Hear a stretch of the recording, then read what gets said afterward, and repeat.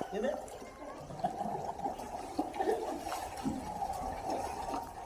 ਉਹ ਤੂੰ ਝਾੜੂ ਲਿਆ ਫਰਾਕ ਉੱਤੇ ਫੜ ਕੇ ਝਾੜੂ ਅੱਗੇ ਆ ਜਾ ਤੂੰ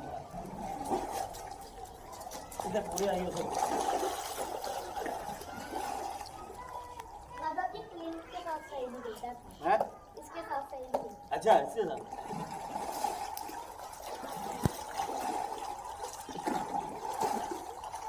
ना कर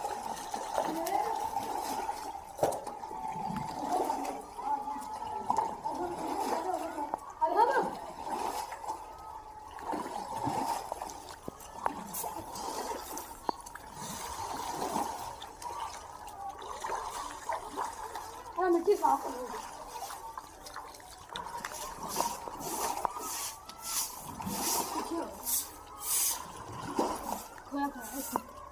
पीछे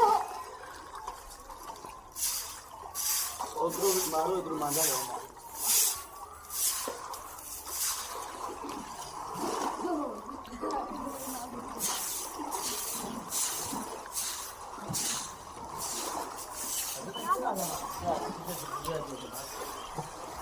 यार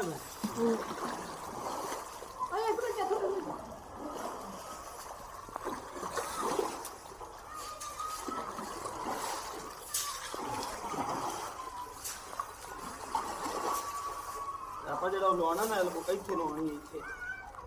मतलब ये चल हां ਇੱਥੇ ਲੱਗ ਗਈ यार कोई लेट पाएगी ना ਪਾਣੀ ਸਾਰਾ ਬਾਹਰ ਇਹਨਾਂ ਪਾਣੀ ਦੇ